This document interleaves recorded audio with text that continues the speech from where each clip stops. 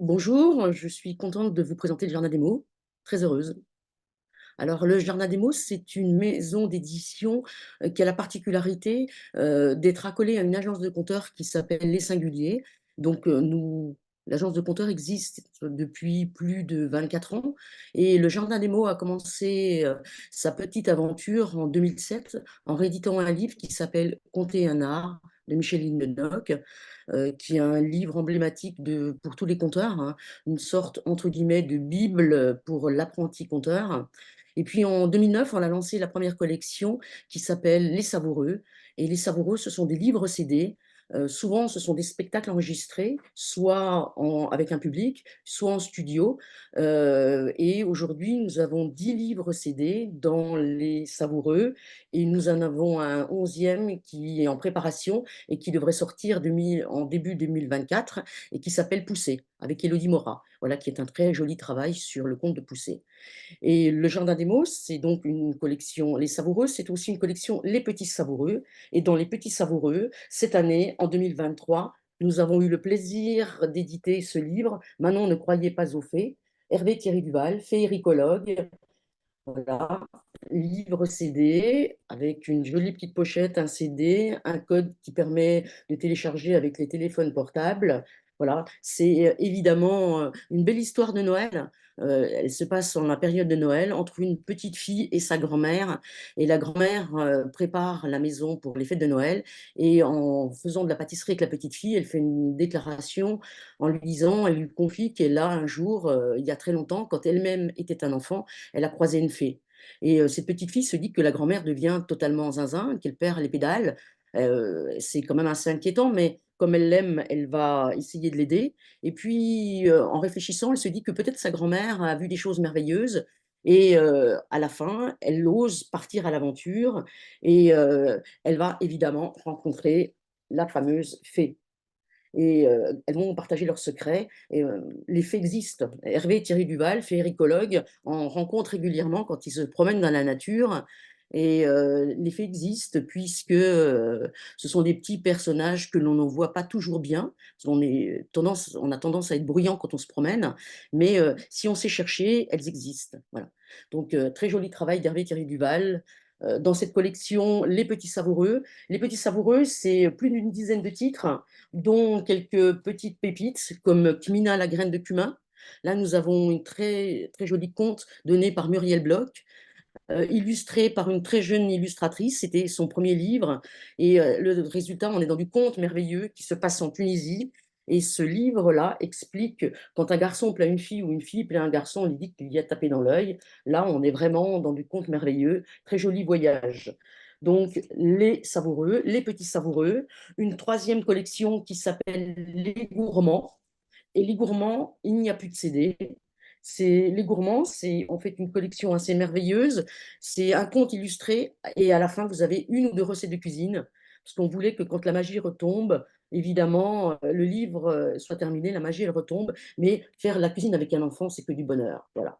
Et là, par exemple, vous avez ail ou oignon, un très joli voyage qui part de la Pologne et qui va jusqu'en Écosse, du pur Muriel Bloch. Voilà, et c'est évidemment très drôle. À la fin, je ne raconte pas la fin, mais c'est très très drôle. Donc là, nous avons aussi une dizaine de titres. Nous travaillons sur le 11e, voilà, et nous avons lancé cette année une quatrième collection qui s'appelle Les Petits Biscuits. Alors les Petits Biscuits, voilà, toujours livre, mais sans CD. Ça s'adressera évidemment, et ça s'adresse aux plus petits. Et le premier titre, c'est Où j'étais quand j'étais pas né. C'est une question qu'évidemment tous les enfants un jour se posent et posent aux parents ou aux grands-parents. C'est un texte donné par une psychanalyste et évidemment, ce qui est intéressant, c'est que c'est sur le désir d'enfant, hein. Il y a un joli travail avec tout en douceur, c'est très poétique. Il y a évidemment aussi un très, très joli travail au niveau des illustrations, de la mise en page que l'on a voulu évidemment, qui s'adresse aux petites mains, aux petits enfants, mais qui est une question que les grandes peuvent aussi se poser. Je pense que c'est une question qu'on se pose vers 3 4 ans, mais c'est aussi une question qu'on peut se poser vers 5 6 ans. Et voilà, où j'étais quand j'étais pas née, ça permet évidemment de trouver une réponse, d'expliquer aux enfants qu'avant un enfant, il y a eu un désir d'enfant, un couple, il y a toujours eu un désir d'enfant et que, cet enfant, s'il est là, c'est qu'on est heureux qu'il soit là, voilà. On l'a attendu, on a préparé, sa venue, on a même préparé sa chambre. Voilà, c'est important, et un jour, évidemment, il apparaît, il arrive dans une famille, voilà, on prépare sa chambre, on construit un cocon pour ce bébé, voilà. Très, très joli travail, hein, et dans cette collection, il y a un deuxième qui arrivera début de l'année, qui s'appelle «La petite dame cassée», Benjamin Mallet, et là, ce sera sur le handicap. Cette question, on a voulu elle réponde aux questions que les enfants se posent, hein, parce qu'évidemment, nos jolis enfants se posent des questions, hein, comme vous le savez tous, hein, et les livres, ça aide à trouver des réponses. Nous, on a cette exigence, hein. On veut que, le texte, soit évidemment intelligent, qu'on tire vers le haut, hein. Il faut absolument qu'il y ait du vocabulaire, des phrases, des mots parfois, inconnus des enfants, mais qui permettent, évidemment de développer le vocabulaire, ce qui est très important. Heu, voilà. J'ai envie de partager avec vous des couvertures. Par exemple, ce livre assez merveilleux, «Je suis très fâchée», Philippe Campiche, conteur de Genève, illustré par Marine Poirier, qui sera sur le salon, qui viendra dédicacer, qui est une prof d'art plastique qui habite Besançon, voilà, qui a fait un très, très joli travail avec «Je suis très fâchée», une belle complicité entre les 2, un travail sur les émotions. Voilà, je trouve que, les enfants, comme les adultes, peuvent être évidemment fâchés, hein, et les livres sont là aussi pour expliquer aux enfants comment faire pour sortir de cette colère. Que faire pour sortir de cette colère? Hein, c'est important que, et léger, hein. Philippe Campiche est drôle, donc contes et musique, ce qui est important, hein. Les livres CD, il y a toujours de la musique, contes et musique.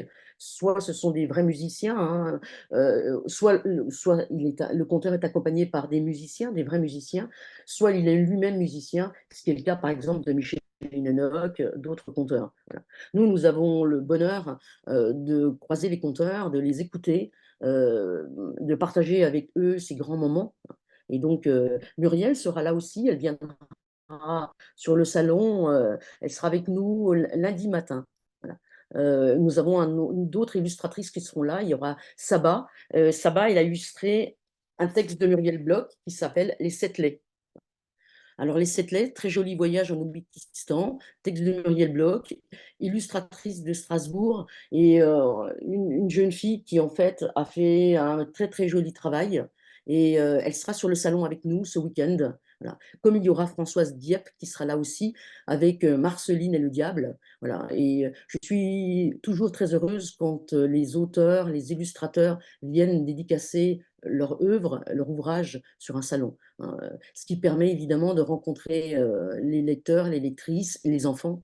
Hein. Montreuil, c'est merveilleux pour la rencontre avec les enfants, d'abord les scolaires et ensuite les familles, hein. J'aime beaucoup raconter aux enfants, des livres ou des extraits de livres, voilà, leur donner le goût. Je trouve que et si un enfant repart avec une histoire, c'est que du bonheur et si lui-même pouvait se mettre à la raconter, je là, je trouve qu'on est dans quelque chose de l'ordre du partage qui me va très bien. Parce que les livres, évidemment, ça se partage. Heu, je pense que, et les histoires, ça nourrit. On est dans une dimension spirituelle et les histoires nourrissent. Les histoires expliquent le monde, les contes expliquent le monde, mais c'est aussi une nourriture, quoi. C'est toujours merveilleux, hein. Heu, nous avons, un conteur, Rémi Boussingui, qui nous a offert, 4 contes, puisqu'il est d'origine du Gabon et là, on est, dans des petites pépites, toujours contes et musique avec ses propres instruments et c'est un vrai plaisir de pouvoir, expliquer le monde à travers, les contes africains qui sont toujours, pleins de soleil, hein. Il y a toujours un bonheur à écouter les contes africains comme les autres contes, mais là, il y a encore plus de soleil qu'ailleurs. Donc c'est vraiment que du plaisir. Donc je suis ravie. Donc nous serons évidemment à Montreuil comme les autres années. Nous serons sur le stand de la Bourgogne-Franche-Comté en C18 et j'aurai beaucoup de plaisir à rencontrer, les lecteurs, les enfants, les enseignants, les professionnels. Voilà, je trouve que c'est toujours, merveilleux d'aller, partager les livres et les histoires. C'est vraiment, pour moi capital, hein, d'être dans les salons du livre, c'est très, très important. Voilà. Donc et on prend beaucoup de plaisir à faire des livres et à faire des livres CD de contes. Nous mettons une année parfois pour faire un livre et tous les auteurs, c'est-à-dire les conteurs, ont le plaisir de construire le livre avec nous et je trouve que c'est important aussi de construire le livre en équipe. Évidemment, un auteur, un conteur, évidemment un illustrateur, la maison d'édition, mais aussi un graphiste, voilà. Tout le monde participe à la construction du livre et c'est important. Ça permet d'avoir des allers-retours et beaucoup de richesse. Donc, c'est très, très important pour nous. Voilà. Donc, j'ai beaucoup de plaisir, vraiment à les porter, et à partager ces histoires. Je trouve que c'est, pour les enfants, vital et le livre, quel bonheur, quoi. Je veux dire là-dessus, voilà, c'est toujours des voyages et des voyages évidemment parfois très loin, hein. Évidemment, nous travaillons par exemple avec un Bouzine qui nous a donné fragments d'épopée touareg et qui nous a donné voyage à travers 3 vies et là, nous partons dans le désert et nous sommes chez les Touaregs, et les la culture, des autres, nous apporte évidemment beaucoup de choses. Parce que les contes sont universels. On retrouve les histoires et les contes sont universels, ce qui permet de retrouver des histoires qui sont très proches des nôtres, même si ce ne sont pas tout à fait les mêmes personnages. Parfois, ce sont des animaux. En Afrique, ce sont les animaux, évidemment, qui parlent, comme chez La Fontaine, mais ils ont un peu les mêmes qualités et les mêmes travers que nous, les mêmes défauts que nous, hein. Mais voilà, donc vive les salons du livre, vive la lecture, vive les rencontres et les livres, ce sont toujours des rencontres avec des sujets qui doivent évidemment, nous interpeller et nous parler et nous peut-être nous transformer. J'ai des fois, je pense que les livres peuvent nous transformer, nous toucher, et nous émouvoir et donc nous transformer et donc voilà, je veux dire quand, ça permet de se dire que quand on est en forêt, il y a des fées. Je rebondis sur, Manon ne croyait pas aux fées, et de faire très attention évidemment à ce qui est autour de nous. C'est-à-dire qu'aller en forêt, sans faire de bruit, marcher doucement, écouter, faire travailler tous ses sens, et écouter le chant des oiseaux, écouter les feuilles, sous les pas, sentir, mettre une main sur un tronc d'arbre. Voilà, on est déjà, dans quelque chose qui nous transformera forcément, comme va nous transformer, les livres, chaque livre que l'on prend et qui nous fera voyager. Donc puis les livres CD, c'est évidemment d'abord un livre, hein, que l'on lit en famille, mais on a aussi le bonheur de découvrir l'audio, c'est-à-dire, une vraie voix de conteur, une vraie voix qui vous emporte avec de la musique. Heu, on est toujours dans un voyage. On peut ou ne pas, fermer les yeux, c'est toujours un voyage, quoi, hein. Je veux dire la voix d'un conteur a souvent une douceur extraordinaire qui vous emmène loin, très loin. Donc pourquoi s'en priver? Hein? Profitons, des livres CD, profitons du bonheur qu'ils nous offrent, profitons des voyages qu'ils nous permettent d'avoir et de partir loin, tout en restant, assis sur une chaise. Donc voilà. Le jardin des mots, c'est vraiment, des livres et des livres CD de contes avec chaque fois des thèmes importants, qui lui permettent de on a aussi une belle histoire qui s'appelle Titom et Tilou, d'une conteuse qui s'appelle Kaina Barry, qui est de Colmar et qui nous permet de nous poser des questions sur la nature autour de nous.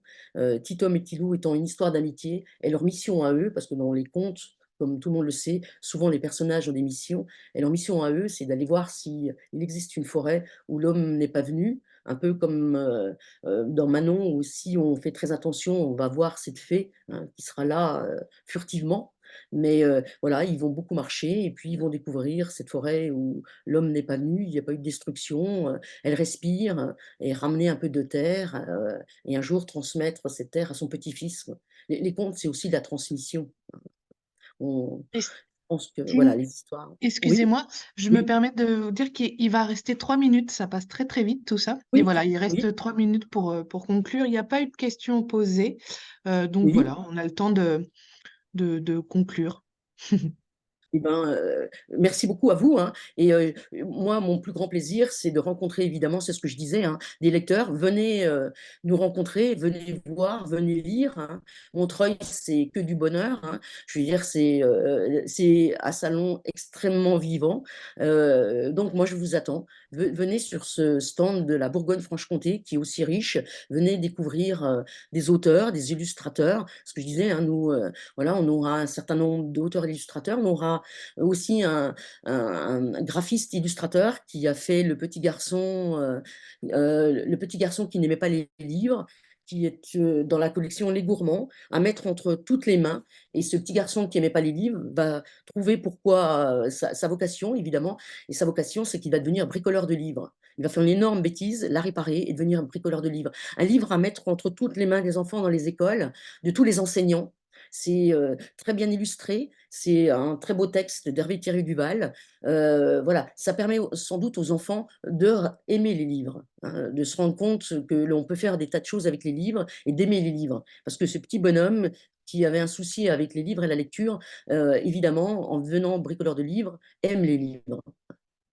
Donc voilà, on peut un autre très beau voyage, quoi, avec ce livre. Et Gilles sera là 3 jours, il sera là mercredi, jeudi, vendredi avec nous, et viendra évidemment dédicacer son ouvrage et en parler, et rencontrer les lecteurs, rencontrer les enseignants.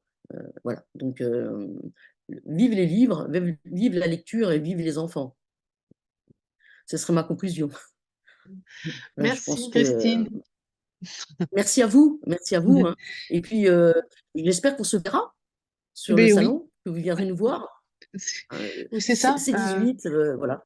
On espère revoir les gens, voir les gens sur le salon. Sachez en tout cas que les webinaires sont disponibles en replay à partir de début décembre et pendant 4 semaines Oui, sur la plateforme Marcom. Voilà, je dis ça aussi au public très bien. voilà, qui n'aurait pas pu assister aux autres webinaires. Enfin, merci beaucoup et puis bon salon. Merci à vous.